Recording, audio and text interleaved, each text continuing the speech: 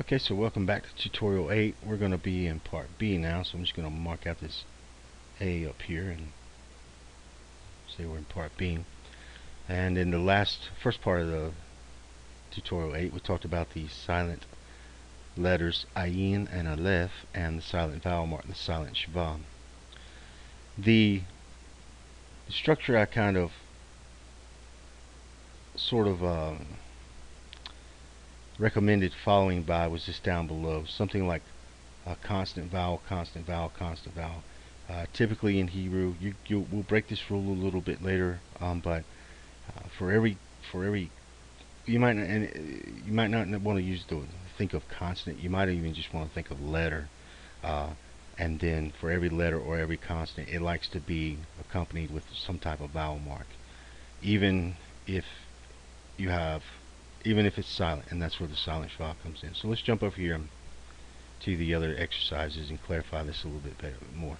Exercise 4 is just basically some very simple Hebrew words using the Aleph and the Ayin. So the first would be Av, and we would have an Aleph, Chamatz, and then a Vet.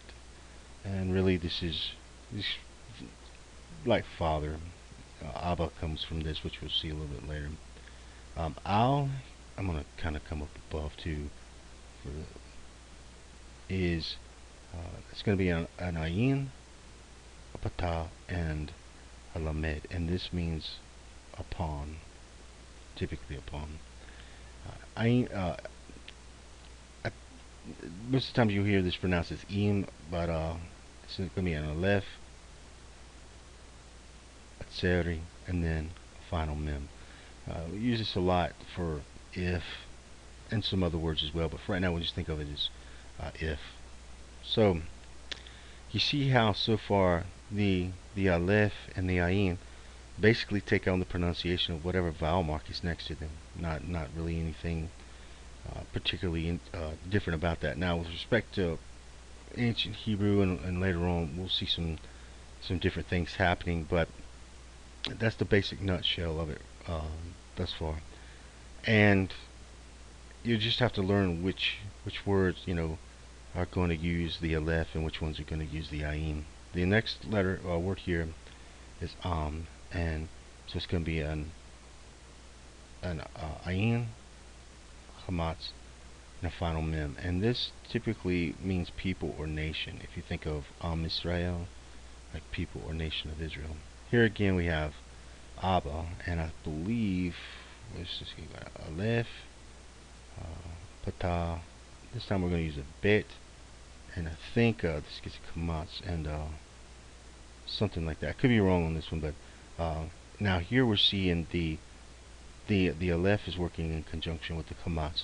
And even if I'm spelling this wrong, you're still going to see this a little bit later. A lot of times Hebrew does not like to end on just a vowel mark. It might end on a consonant or like a silent letter, but we want to think of these like the silent H in English, like at the end of a name like Sarah.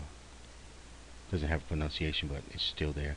So you're going to see that a lot in Hebrew. It doesn't really like to end on a vowel mark. A lot of times we use like a silent letter or another consonant, and then in other cases it'll clarify itself. Sometimes you will see a vowel mark at the end. So the next one is a vowel, and this is an ayin, a vet, a kamatz, and then a lamed.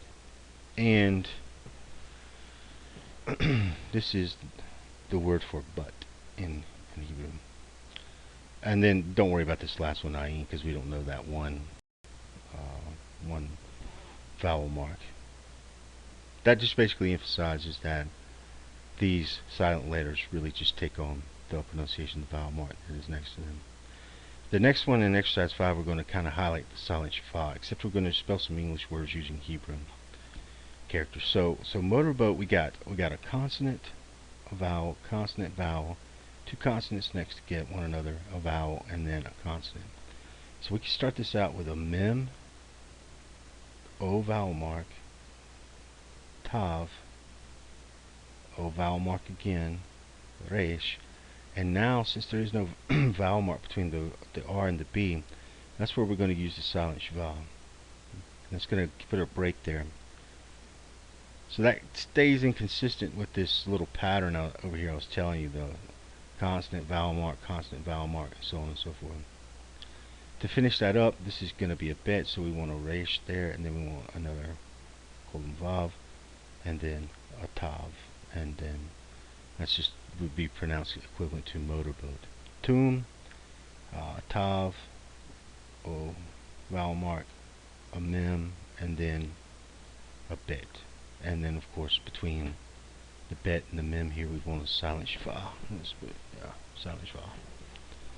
And then city names are good source of practice for these as well. So we got a bet, dagesh in the middle,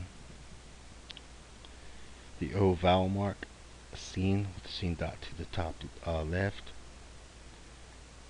We got two consonants next to one another, so we want to use the silent schwa between the scene and then the tav, and then the O vowel mark, and then the nun.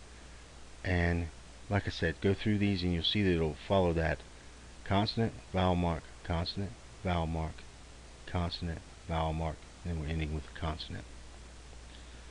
In exercise 6, I'm kind of jumping ahead here because there's one vowel mark we're going to be using here that we haven't learned yet, but in Hebrew you would really say Israel, like Yisrael. I'm going to spell it that way. So we're going to start out with a yud and just assume that it's going to constitute the I or the ye. We're not worried about the vowel mark that comes below here at this moment. Then you have a sin with a sin dot to the top left. Now between the sin and the resh, there is no vowel mark, so we need to use the silent schwa here.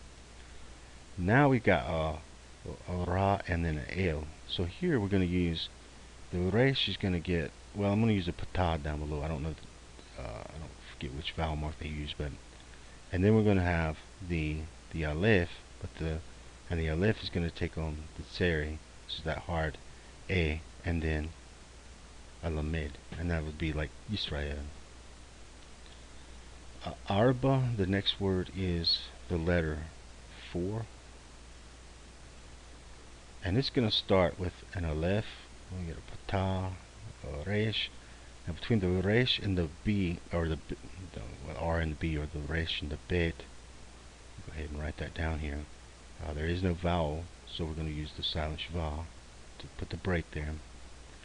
And then arba, I think there's a vowel mark beneath that bet, and then you're going to end with the alef. And in this case, anytime, I'm going to say for now, sometimes you'll see this, especially at the end of the word, the final letter will pick up its vowel mark from the previous vowel mark. In this case, it's just acting as a silent, but we'll make better sense of this a little bit later. The next word is babait, and in this case we're going to use a bet, silent schwa down below, another bet, and then and here it's kind of the same thing is happening. The yud and the tseri are kind of constituting, working in conjunction with one another. We haven't covered that yet, but we'll see that a little bit later. And this would be like, babait would be like in, well, actually on or in the house. And technically we would use a different vowel mark here, but for right now I just want to highlight the schwa because you're going to see a lot of words like this in Hebrew. The next one, alameon, would be a lamed, silent schwa, a mem, patah, and I forget how this works, but I want to put a patah beneath that. I think that's right. Alameon, and that means like for the sake of, and you'll see that in like Psalm 23, for the sake of his name. And then meod. Meod is going to be a mem, Anytime you see where I put the apostrophe in there, you know there's going to be a break. So we're going to use a silent schwa down below. And this is actually going to start off with an Aleph. And here we're going to reduce the Cholam Vav to just the dot to the top left of the Aleph. And end that with a dalet. And that would be like meld. And that means very or very much, etc. So you could what we're doing is basically in this example, all we're doing is reducing this. It's going to be the same thing.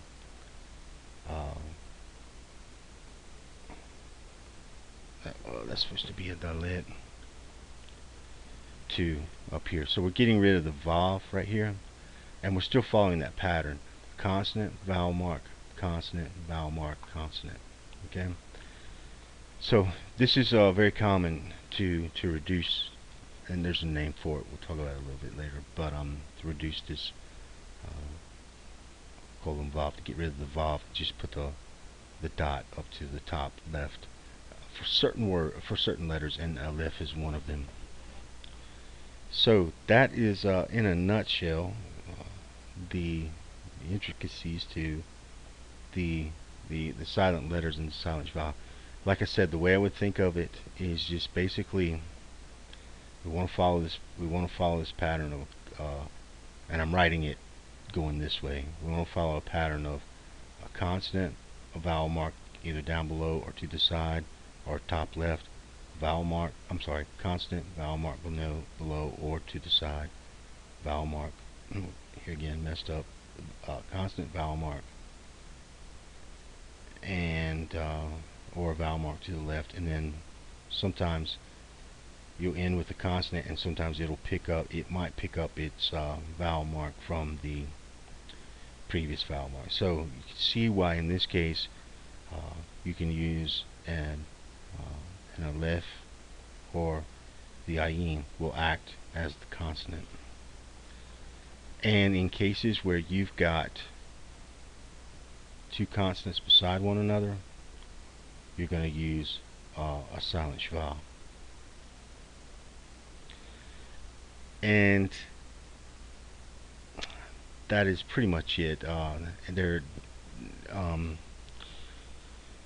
like I said, that's how I would tell you how to remember it. Although there are in a actual academic setting, it's probably going to be taught to you a little bit differently. But still, I think that's the easiest way to remember it. At least that's one of my Hebrew teachers took me aside and kind of told me to think of it this way, and it made sense to me.